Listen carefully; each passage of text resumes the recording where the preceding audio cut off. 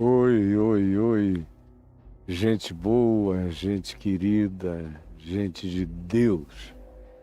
Eu recomeço hoje aqui, nessa semana, a nossa sequência em Mateus, no capítulo 13, depois de termos ficado um tempo na parábola do joio e do trigo, e tendo-a concluído na semana passada.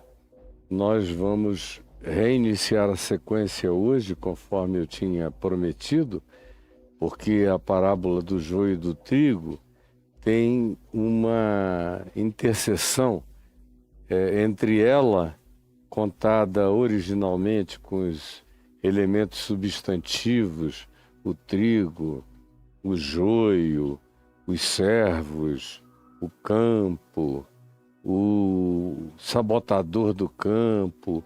Todas essas coisas foram contadas de maneira parabólico-ilustrativa. Aí Jesus seguiu e contou a parábola do grão de mostarda, depois a parábola do fermento. Aí se explica por que ele usava as parábolas, qual o fim pedagógico disso, que nós veremos depois. E aí, do verso 36 até o 43, ele explica a parábola conforme você já viu, e repetidamente, recorrentemente comigo, está tudo gravado aí no YouTube.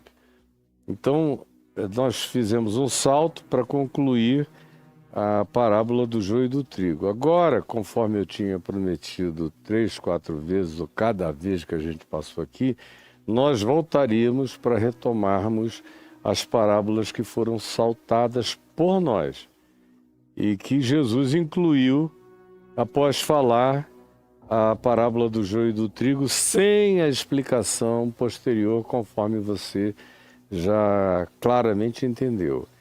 E ele diz no verso 31 o seguinte, esse capítulo 13 de Mateus: outra parábola, porque ele tinha acabado de contar a do semeador, que ele também explicou com detalhes, a parábola do joio e do trigo, que ele contou, deixou para explicar depois, mas suscitou uma questão no coração dos discípulos em relação à parábola do joio e do trigo. E aqui o verso 31 diz que ele contou outra. Essa outra é a terceira nessa sequência aqui de Mateus 13. E ele diz: outra parábola lhes propôs, diz o texto de Mateus, dizendo: o reino dos céus, que é sinônimo também de reino de Deus, não adianta, tem muita teologiazinha, especialmente as teologias de natureza dispensacionalista, pentecostais, é que tentam fazer diferenciação entre reino de Deus e reino dos céus. Mas é conversa tola, infantil, distrativa, só cria complicações, inventiva demais, ficcional ao extremo. Quando a gente lê os evangelhos e lê também as epístolas como as de Paulo, você fica vendo que reino de Deus e reino dos céus, ou regiões celestes, como Paulo gosta de usar, ele usa mais regiões celestes até do que reino de Deus e reino dos céus, ou ele dá uma ênfase pujante em Cristo e as regiões celestes, continua também a ser a mesma coisa. É o mesmo âmbito. Descreve as mesmas camadas múltiplas dimensionais do reino dos céus.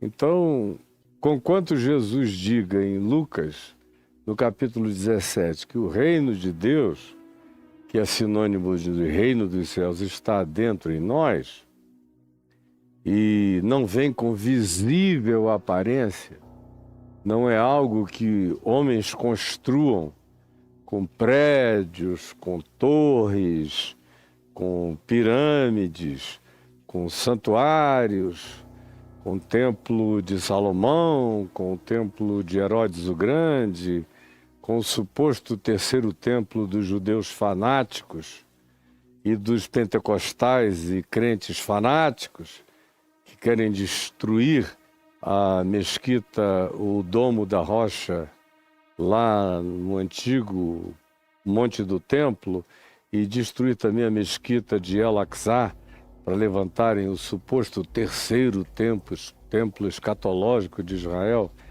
o que, se um dia eles cometerem o desatino de realizar, vai deflagrar o que será o melhor pretexto de terceira guerra mundial, envolvendo o planeta todo, islâmicos de um lado, cristãos e judeus de outro, essa calamidade.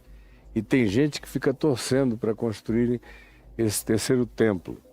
Eu tenho inclusive uma entrevista minha gravada com o rabino-chefe do Muro das Lamentações, o Rabinovich, que está lá, é chefe até hoje, mas essa entrevista eu gravei com ele, eu creio que em 2009, no gabinete dele, no Muro das Lamentações, e no meio de muita conversa, está tudo gravado, eu vou até pedir para resgatarem isso tudo, que é um papo interessante. Quanto mais o tempo passa, mais importante ele se torna, porque dentre as muitas perguntas que eu fiz ao Rabinovich para tirar o pulso dele, ver aonde ele estava, ele é uma figura lisa. É um bodó do Amazonas. Você pega e ele escorrega, é um bagre mesmo assim, liso. É uma enguia. Ele é liso.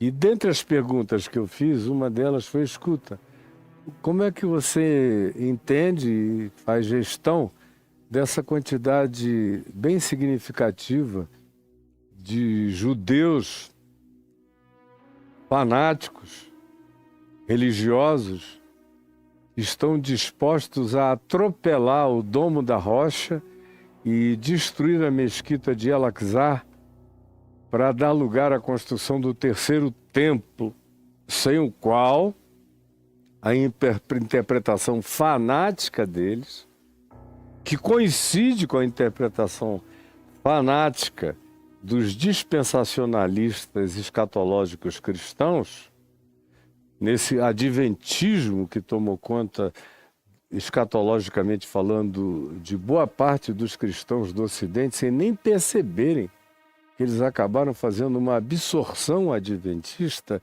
e do judaísmo radical e fanático desses que estão invadindo as terras dos palestinos e agora andam fazendo culto lá na esplanada do templo, provocando os islâmicos até um dia em que haja uma conflagração de um conflito que seja um pretexto que muitos estão querendo. E ao fazer essa pergunta ao Rabinovich em 2009, e a Adriana estava presente, um casal de amigos também, os câmeras que foram com a gente gravar e um fotógrafo, ele respondeu liso da seguinte maneira: não, a gente tem sempre essa esperança de que um dia venha o terceiro templo e seja colocado aqui. Como ele vai acontecer? Se ele vai surgir do chão? Olha a resposta do cara. Se ele vai ser construído pelas nossas mãos, ou se ele vai descer do céu, nós não sabemos. No entanto, sabemos que ele vai estar aí. E o que vai acontecer depois disso, só Deus sabe. Mas nós estamos aqui preparados para qualquer que seja a intervenção de Deus. E deixou a resposta nesses termos mágicos. Eu tentei apertar um pouco mais, mas eu vi que aquilo ali, aquele cara é liso mesmo.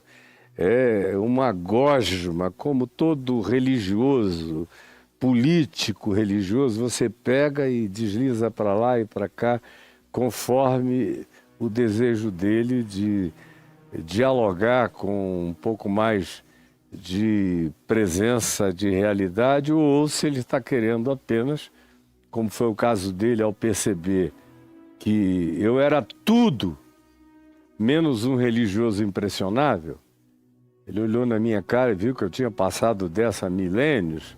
Aí ele ficou ali fazendo esse joguinho de cintura que para mim me deixa só uma sensação de asco, de repulsa.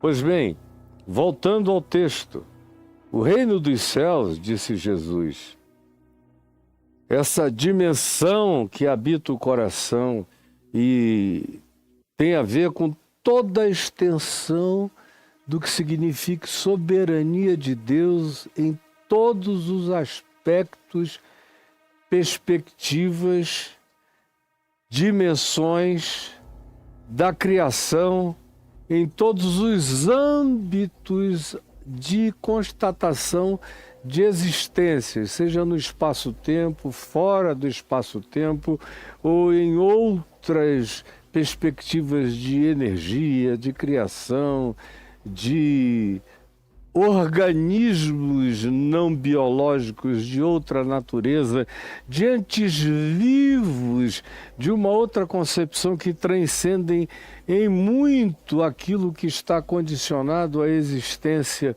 por exemplo, biológica ou animal no espaço-tempo, mas nas outras dimensões você tem seres de pura energia, que não tem nada a ver com carne, nem com sangue, nem com coração, fígado, órgãos, nem com mortalidade. Meu Deus, a gente está lidando, quando fala de reino dos céus, reino de Deus, ou de regiões celestiais, a gente tem que ouvir aquelas descrições de Paulo, que numa única sequência, por exemplo, em Romanos 8, chega a listar 9 camadas dimensionais. Parece até o que a teoria das cordas nos propõe, sobre mundos paralelos e camadas dimensionais. Qualquer hora dessa eu vou me dedicar item por item para explicar a você aquilo que Paulo menciona, dá um escopo rico de significado à ideia multidimensional de reino dos céus. O reino dos céus, Jesus disse, é semelhante a um grão de mostarda. Aí ele traz essa abstração que tem elementos de profunda e total concreção para os nossos sentidos, tanto quanto é de uma subjetividade absoluta e que transcende em muito a concepção das pessoas, até recentemente. O nosso olhar da existência era muito diminuto, era muito pobre, era muito parco. Por conseguinte, as visões sobre o reino de Deus e o reino dos céus eram muito mais míopes e estreitas. Aí ele sai dessa abstração e cai numa concreção paradoxal. O reino dos céus é semelhante a um grão de mostarda. A gente conhece muitos grãos. Grãos, inclusive alguns deles grandes. Na minha terra, no Amazonas, existem frutas que têm as suas sementes grandes, enormes. Enormes mesmo. Algumas delas são poderosas. Embora a maioria das sementes, você está me vendo aqui, bem aqui, obrigado. Embora a maioria das sementes sejam muito pequenas. Maioria delas. Mas as que são grandes e há sementes grandes. E a do grão de mostarda, associado a uma hortaliça, não a uma árvore frondosa, porque a mostarda, o pé de mostarda não é frondoso, mas ele é aqui comparado às hortaliças. Embora no rabinato judaico houvesse a informação cultural de que a mostarda não era plantada nos pomares, normalmente, mas nos campos. E aqui nos 3 evangelhos, Mateus, Marcos e Lucas, Mateus e Marcos deixam a parábola do grão de mostarda acontecer no campo. Quem planta, planta no seu campo. Agora, em Lucas, talvez por ser um evangelho mais antigo do que o de Marcos, que é o primeiro, Mateus é o segundo, depois vem o de Lucas, fruto de pesquisa e de aplicação do que ele reuniu como material a grupos diferentes, especialmente no mundo greco-romano, a menção que se faz é do grão de mostarda plantado numa horta, num pomar, aqui em Lucas, no capítulo 13, do verso 18 em diante, 18 e 19. Lucas o posiciona lá, mas Mateus e Marcos dizem no campo. O grão de mostarda que um homem tomou e plantou no seu campo, o qual é, na verdade, o grão é, na verdade, a menor de todas as sementes. É pequena, é mínima. Você abrir aí, der um Google e abrir uma Wikipédia, eu não sei se em português tem, eu geralmente faço todas as minhas consultas em inglês. Por exemplo, se você olhar grão de mostarda em inglês, você vai encontrar na página, não só da Wikipédia, mas de várias outras enciclopédias, fotografias desse grão de mostarda que é o mínimo, o menor de todos. Que no grego tem inclusive uma diferenciação para os outros grãos de mostarda em relação a esse mencionado por Jesus no texto grego, que designa o grão de mostarda, da mostarda negra, que é a menorzinha de todas. Porém, quando ela cresce, embora ela seja a menorzinha das sementes de grão de mostarda, note bem, é a menor das sementes dentre os grãos de mostarda. É essa da semente preta mencionada por Jesus. No entanto, ela cresce expressivamente alguns metros. Ela, comparada a uma hortaliça com uma semente mínima, ela cresce desproporcionalmente, a ponto de que passarinhos conseguem pousar nela sem que ela penda, sem que ela quebre. Embora seja uma hortaliça, ela se esparrama, ela produz sombra, ela gera até uma folha grande, ela é acolhedora para pássaros pequenos, que, como disse Jesus, eventualmente encontram ali abrigo. É a menor de todas as sementes e crescida é maior do que as outras demais hortaliças de mostarda e de muitas outras hortaliças que são frágeis, que não aguentam. Mas essa aqui, como que se faz árvore, se faz abrigo, se faz lugar de pouso, como você encontra descrito em Marcos 4, pouso. É a ideia passada em Marcos 4, em Lucas 13, pouso para as aves dos céus que vêm aninhar-se, fazer suas casinhas, seus aconchegos nos seus ninhos. Tipo Jesus, que disse, consolando os discípulos em estado de nostalgia, melancolia, solidão inexplicável, quando lá em João 14, nos primeiros acenos de despedida de Jesus, ele teve que fazer a intervenção consoladora, dizendo-lhes: na casa de meu Pai há muitas moradas. Na casa de meu Pai há muitas moradas.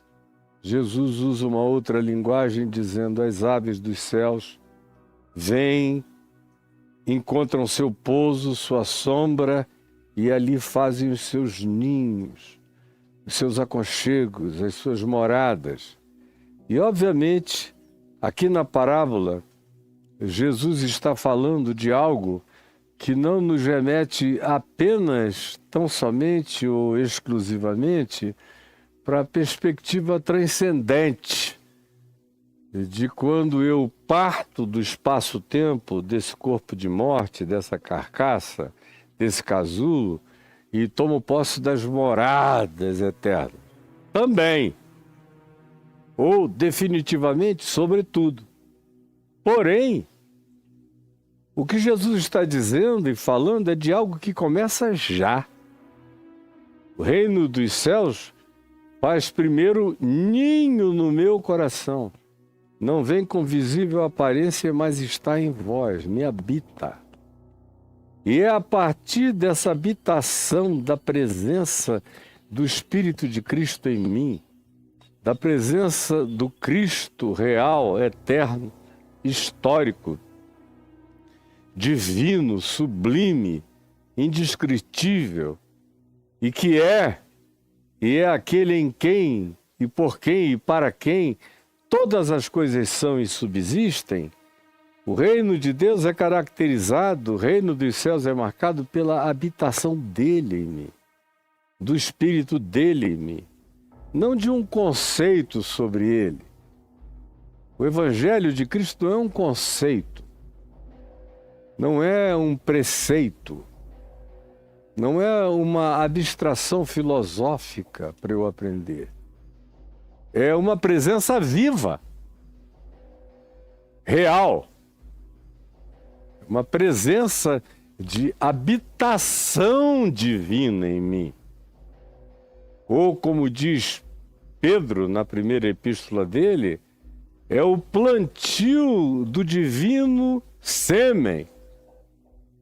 É a semente que decorre, a palavra semente de sêmen, e Pedro usa a palavra que designa sêmen no útero do coração, fazendo-me ficar grávido de Deus em Cristo Jesus. Assim, inicia o reino de Deus em mim e em você. Mas ele não se circunscreve a mim e a você e a dimensão existencial dos humanos. Não apenas a isso. Pervade tudo, penetra tudo, está em tudo. E tudo que existe está nele. Ele é em todas as coisas e todas as coisas são nele.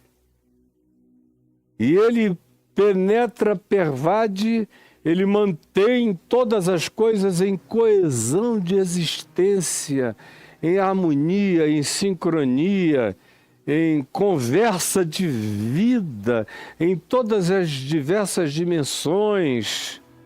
Ou, como diz Jó no seu livro, com linguagem antiga e de natureza poética, afirma que se Deus pensasse só em si e de toda a criação retirasse o seu espírito, todas as coisas, das vidas biológicas a todas as outras vidas e dimensões, todas as coisas a uma, de uma só vez, expirariam, e todas elas voltariam ao pó e mergulhariam no nihilo, no nada, no coisa nenhuma.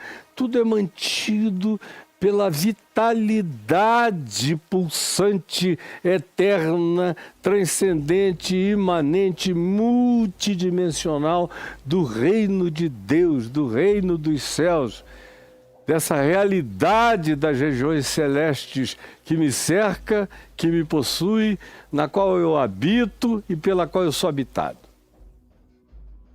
Então vem Jesus e diz: o reino dos céus é assim. Está presente na nossa existencialidade, tanto quanto pervade todas as existências, todas as dimensões de toda a criação. Não há nada para o que você olhe, você veja, que não subsista. Preste atenção, que não subsista de Cristo Jesus. Que não subsista do reino dos céus, do reino de Deus, das regiões celestiais, nem o que você designe como sendo a pior ideia, a pior criatura, a pior imagem, o pior substantivo, a pior construção mental que você possa imaginar ou ficcional, ainda assim se alimenta da energia vital do reino dos céus. Não há diabo, não há demônio, não há Darth Vader, não há bruxo, não há força das trevas, não há qualquer que seja a perplexidade de natureza maligna que exista autonomamente e por si mesmo e por si só. Se Deus retirasse o seu espírito de todos os universos e dimensões existentes, todas as coisas, inclusive as que você chama de malignas, de demoníacas, que parecem para você, de acordo com a catequese pequenininha, míope, aleijada, castrada, amputada que você recebeu, parecem que esses seres ou essas dimensões têm vida de si mesmo. Parece que eles não recebem nada de Deus. Mas ao contrário, até eles e também eles só subsistem por causa de Cristo Jesus, do Cordeiro Eterno, imolado antes da fundação do mundo, em quem todas as coisas subsistem, até as mais malignas, recebem a energia vital de subsistência dele. Agora, eu não existo apenas porque eu sou alimentado pela energia vital que vem dele. Eu sou, diferentemente do diabo, seja o diabo conceitual, seja o diabo criatura, seja o diabo entidade alienígena, seja o diabo de qualquer natureza multidimensional, tanto faz. Ele apenas subsiste dessa energia vital que vitaliza todas as existências e criações. Eu não. Eu também recebo energia vital, mas eu sou mais do que uma máquina solar ou uma máquina orgânica, biológica, alimentada por energia vital. Eu sou habitado pelo Espírito de Cristo, ele mora em mim. Eu sou habitado pelo Espírito de Cristo, ele mora em mim. Olha aqui para mim, olha bem para mim. Está me vendo? Você está vendo um homem habitado pelo Espírito de Cristo Jesus. Olha para mim, quem está aqui dentro de mim é Jesus. E vá dormir com esse barulho. Eu sou habitado pelo mais valente e fez sua morada em mim, como ele prometeu em João 14, 15, 16, 17, fazer a morada dele em mim. Aquele que me ama será amado por meu Pai, e nós viremos para ele e faremos nele morada. Aquele que guarda a minha palavra, que é o Evangelho, eu e o Pai, faremos nele morada. Aquele que crê em mim receberá do meu Espírito, que fará nele morada, disse Jesus. Eu sou morada de Deus. Paulo diz que eu sou santuário do Deus vivo. Pedro diz que eu sou uma pedra viva na grande catedral absolutamente transcendental, multicósmica, que está sendo construída, feita de todas as famílias da terra e dos céus, das múltiplas dimensões celestiais, como Paulo diz, escrevendo aos Efésios. É muito maior do que o umbiguinho diminuto da religião quer fazer você pensar que seja. Jesus, todavia, ilustra isso com imagens mínimas. Imagens mínimas. Ele não diz porque o reino dos céus chega com fulgurante, aparente, inegável, inequívoca, que todo mundo reconhece, percebe. Não. Só para a gente não ficar elucubrando sobre dimensões que estão para além da nossa possibilidade de constatação, até com o telescópio James Webb, estão para além das lentes do James Webb ou de qualquer coisa que vasculhe esse espaço-tempo pequenininho aqui do Big Bang para cá, que é só uma dimensãozinha. A gente está dentro de muitas outras camadas dimensionais. Mas não, Jesus, ao invés de usar qualquer coisa que aos sentidos humanos parecesse assombrosamente grande, ele faz questão de dizer que o que ele está iniciando, plantando, é ridículo. É ridículo. O reino dos céus é ridículo. É pateticamente ridículo para conceitos religiosos.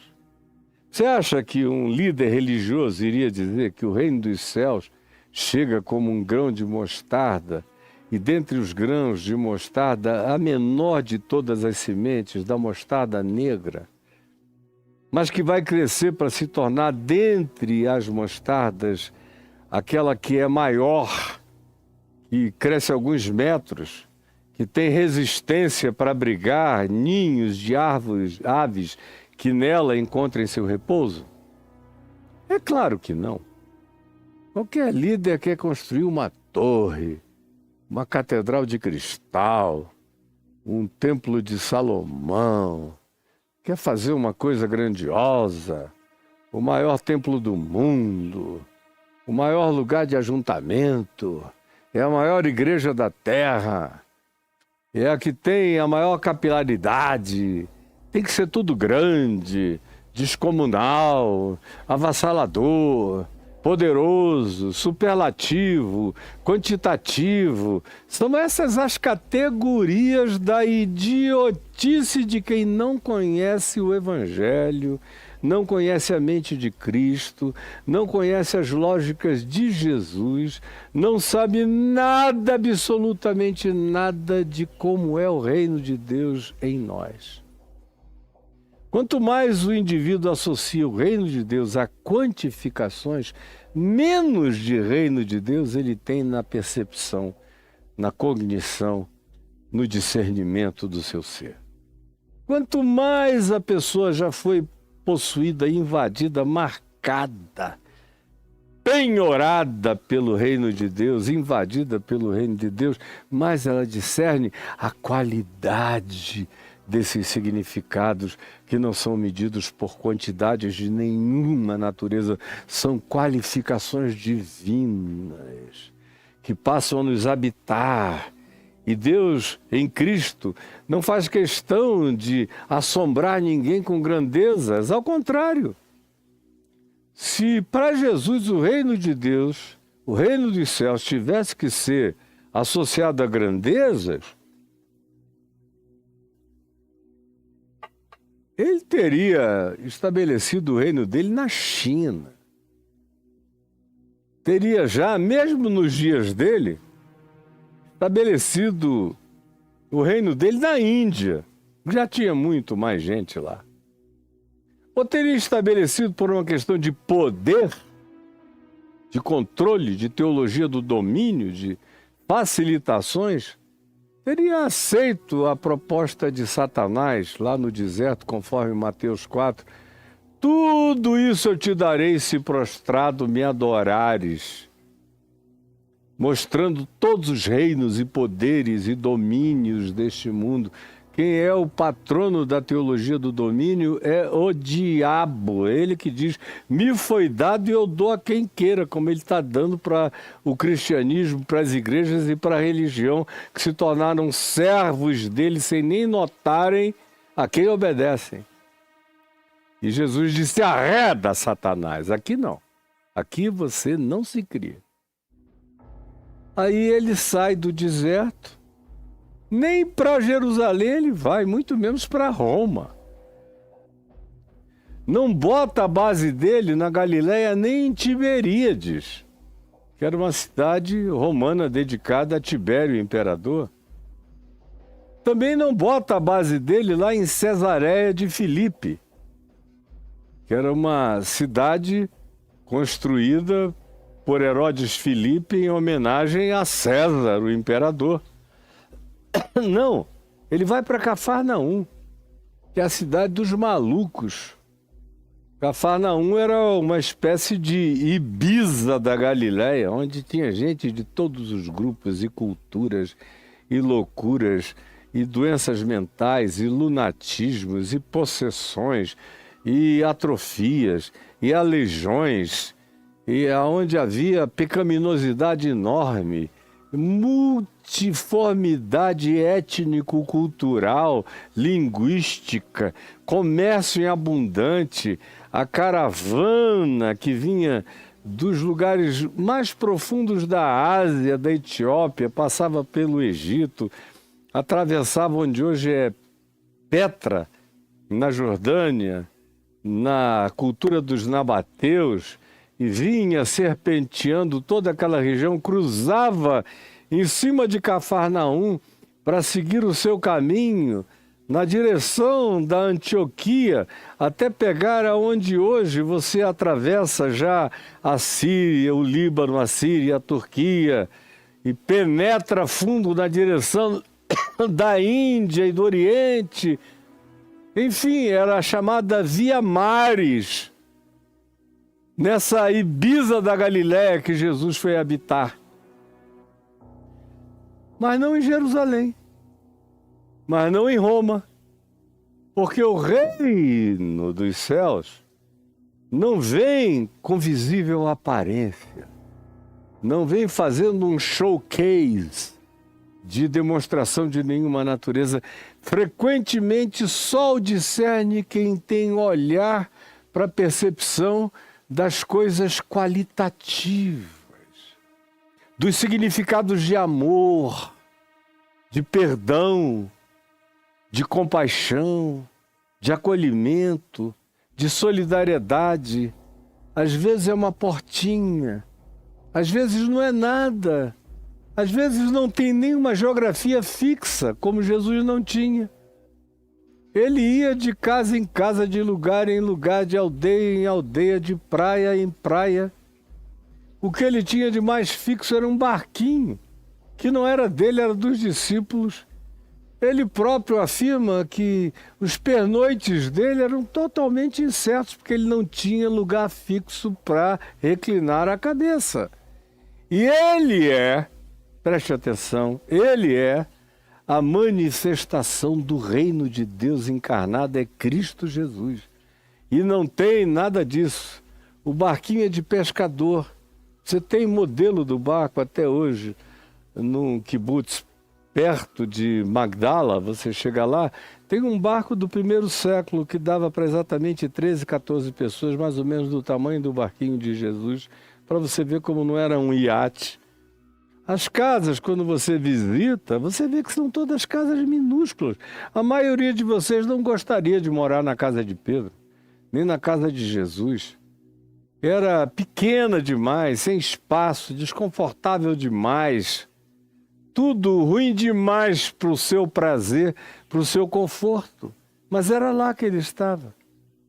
E é para lá que ele escolhe ir. E é de lá que ele sai. E tudo que ele faz é assim, improvisado.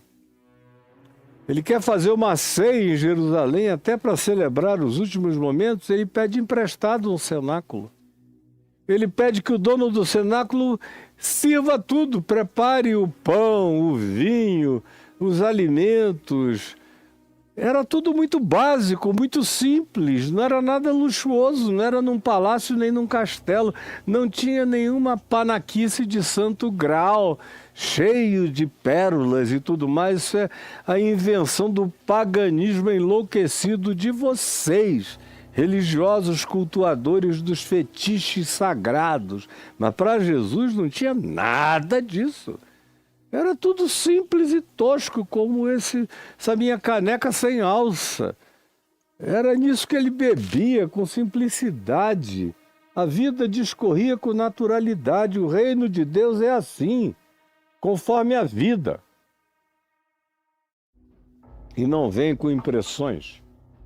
Senão, como eu disse a você, ele teria ido para Roma, ele teria ido para um lugar grandioso, ele teria ido até para o Egito, teria mais propagação do que lá, onde ele estava. Ali era o antilugar. Como os discípulos dele, os irmãos dele disseram em João, no capítulo 7, rapaz, falando de irmão para irmão, você é estranho, os irmãos disseram, porque se tu fazes todas essas coisas que tu fazes, por que tu não mudas para Jerusalém, para Roma, para Cesareia Marítima, para algum lugar aonde tenha mais chances de você ser percebido? Por que você fica como que escondido nesses lugares? Por quê? Então, quando você olha para a vida de Jesus, você vê a encarnação dessa parábola do grão de mostarda. Aí quando você também percebe e associa aos indivíduos que ele chamou prioritariamente para andarem com ele, aqueles 12 originais, e as mulheres que a ele se associaram, a maioria delas mulheres muito simples, começando pela mãe, pelas irmãs e pela parentela dele, chegando a Maria de Magdala, as outras Marias. Quem tem mais dinheiro ali é a esposa do irmão de leite de Herodes, que são as que têm mais chance de servi-lo com os seus bens. Mas assim mesmo, são acampamentozinhos pobres, parcos, simples, dormidas ao relento. Se tem um pouquinho mais de abrigo é para as mulheres que seguiam para ajudar. Mas ele, em momento algum, se manifestou como o ostentador. Todo o reino de Deus carregado de ostentação é império das trevas. Todo o reino de Deus que se apresenta com ostentação não é reino de Deus nem reino dos céus, é império das trevas. Guarde isso definitivamente no seu coração. Você está aqui comigo? Pois bem, é como um grão de mostarda. Chega pequeno, mas ele tem vida. Essa é a diferença, ele está vivo. Como ele está crescendo em mim. Quando essa semente foi plantada em mim há 51 anos, lá na cidade de Manaus, ninguém acreditava. Eu era um dos maiores arruaceiros da cidade. No meio da elite, sem dúvida, era o indivíduo mais repudiado pelos ricos, pelos poderosos, pelos bonitinhos e pelos invejosos, embora eu me desse extremamente bem com as mulheres todas. Mas era muita raiva, muita inveja, muito ódio. E ninguém olhava para mim e dizia, esse cara tem um futuro maravilhoso, brilhante, genial, cheio de Deus, cheio do Espírito Santo, rico de amor, de graça, de perdão, de bondade, de misericórdia. O amor de Deus vai dar fruto na vida dele de muitos modos, de muitas maneiras, por muitos anos. E a graça de Deus vai usá-lo para abençoar milhares, milhões de pessoas. Ninguém, não havia uma alma naquela cidade que pudesse crer nisso. Eventualmente, apenas meu pai e minha mãe, pela fé. Porque não havia nenhuma evidência visual de tal possibilidade. Nenhum rastro, nenhum rastilho de tal chance. Aí, de repente, o grãozinho de mostarda caiu no meu coração no dia 18 de julho de 1973. Pequenininho, se alojou em mim. No dia seguinte, eu me batizei sozinho no igarapé, no meio da floresta, sem ninguém. Já tinha sido batizado pelos católicos, pelos presbiterianos. Eu falei, chega. Isso quando eu era criança, agora é minha vez com Deus. Me joguei para trás, em nome de Jesus. Saí dali igual Elias, correndo, cheio do Espírito Santo. Encontrei uma ex-namorada chamada Denise, um amigo de rua, de baseado, de ganja, chamado Guerrinha. Vinham montando os cavalos de raça e ofereceram uma mutuca. Eu falei, não, o cara que não podia ver uma mutuca de maconha, eu deixei morto a 4 quilômetros ou 5 daqui no Igarapé. Esse cara que está aqui, vocês vão conhecer de uma outra maneira, para outras finalidades. E eu não me converti moralista. Eu só estava querendo sinalizar e ressignificar o tipo de pessoa que eles iriam encontrar, não por causa de comer isso, não fumar aquilo, não tocar naquilo outro, mas por causa do fruto de amor, de graça e de vida que haveria de substituir o que tinha sido a camuflagem da perversidade na qual eu me tinha disfarçado com infelicidade tantos anos, pela cara verdadeira que agora em Cristo Jesus me estava sendo dada para sempre. Pequenininho, um grão de mostarda, quem podia dizer que eu ia sair dali e bater palma nas praças? E aí chegariam 10, 12, 15, o que é, maluco? Como é que é, cara? Não sei o quê. E eu ia começar a falar de Jesus, e aí daqui a pouco eu vi, eles estavam sentados no chão. Depois chegava mais gente, depois mais gente. Como aconteceu nos primeiros meses, no primeiro ano. No segundo ano já não dava mais. Aquela pequenina semente tinha sido descoberta, estava começando a crescer. No chão das praças, das escolas, das universidades, das esquinas. Estava brotando, tinha gente dizendo, o que é isso? Que folha é essa? Que sombra é essa? Que nova estrutura é essa? E aí 1 ano e pouquinho depois eu estava na TV, aí as pessoas começaram a perceber como aquele grãozinho de mostarda preta estava crescendo, estava começando a se expandir. As primeiras aves dos céus estavam começando a chegar e pousar nos ramos da minha existência, que estava começando a se dilatar pela graça de Deus, pelo amor de Deus, pela bondade de Deus, e fazerem ninhos, encontrarem pouso, carinho, aconchego, inclusividade, abraço, solidariedade. Aonde quer que o reino de Deus chegue, chega assim. E ele tem que ficar enorme? Não. Até porque Jesus não diz que o milagre dessa semente de mostarda preta é se tornar maior do que os cedros do Líbano, não. Os cedros continuam a ser os cedros do Líbano. Continuam a ser os cedros do Líbano, enormes. Continuam a ser outras árvores imensas do Oriente Médio, estão lá. Mas a referência de Jesus era comparando um grão de mostarda com outros tipos de mostarda. E a mostarda negra da qual ele falou é a que cresce mais e chega a criar essa sombra que agasalha. Isso é o bastante, mas ele não falou que o reino de Deus iria se tornar monstruoso. Ele é extraordinariamente tudo, mas não é visto por quase ninguém. Ele pervade todas as coisas, mas quase ninguém enxerga. Tudo que existe, existe nele, mas quase ninguém admite. Tudo que respira, se serve dele, mas quase ninguém constata isso. Ele está presente na sua pervasividade, na sua invasividade, em todas as coisas.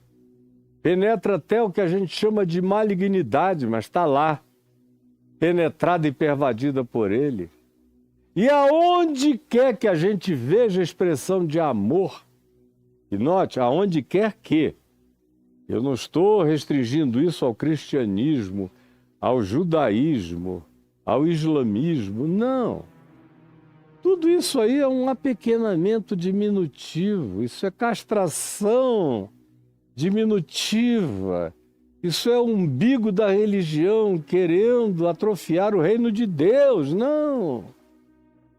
Eu estou falando de aonde quer que, na China, na Índia, na Malásia, nas Ilhas dos Povos, aonde você encontre uma consciência humana, aonde haja uma natureza viva, nos mares e no coração dos mares, em Marte, em todo o sistema solar, em todos os trilhões de estrelas e planetas e entes universais e multiversicos que estão aí, tudo subsiste nele, mas ninguém sabe que é nele que tudo subsiste, porque ele é manso e humilde de coração. O Cristo em quem todas as coisas subsistem é manso e humilde de coração e não bota outdoor dele no sol, nem na lua, nem nas estrelas, nem em lugar nenhum. Quem tem olhos para ver, veja. Quem tem percepção, perceba. Como diz Paulo, pois tudo que de Deus se pode conhecer nos foi revelado por meio das coisas criadas em todos os lugares aonde as consciências possam abrir os olhos e buscarem a revelação desvelada de Deus como oportunidade de percepção e de introjeção para quem quer que deseje em todos os lugares e em todas as camadas dimensionais. Ninguém fica de fora se quiser, todo mundo percebe.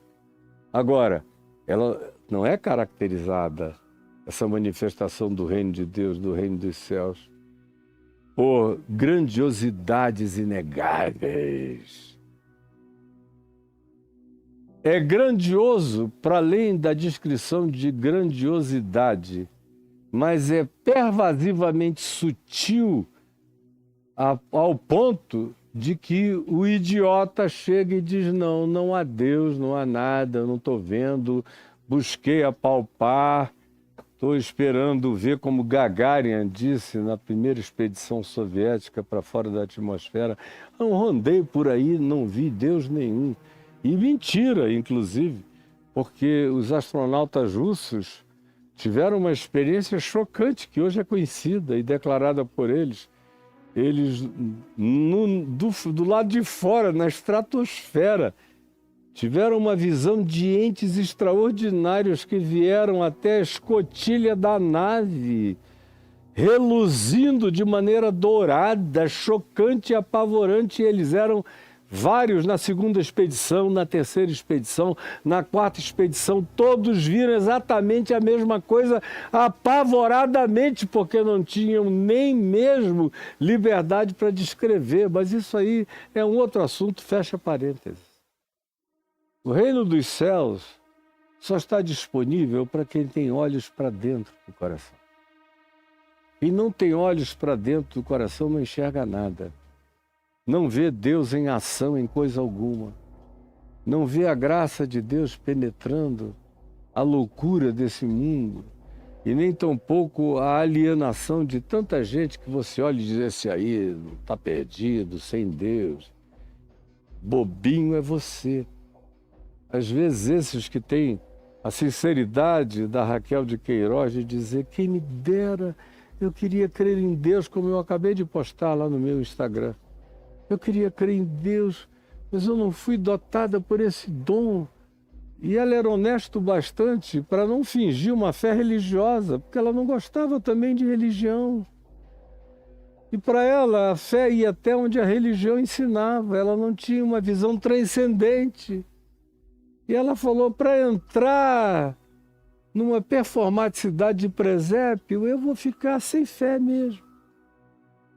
E eu, sabendo que ela já foi, mas sabendo que Jesus conta para ela, escrevi ali dizendo: Raquelzinha, querida, o Senhor do amor te abraçou eternamente, porque o teu pseudo-ateísmo é mais crente do que a fé da maioria dos crentes hipócritas que se disfarçam de gente de Deus e não querem nada com o Evangelho. Mas o reino de Deus chega com essa subrepticidade. ele carrega essa subliminaridade, ele carrega esse latejamento discreto, essa pulsão que, se você não tiver percepção, você não nota. Mas ele está aí, invencível.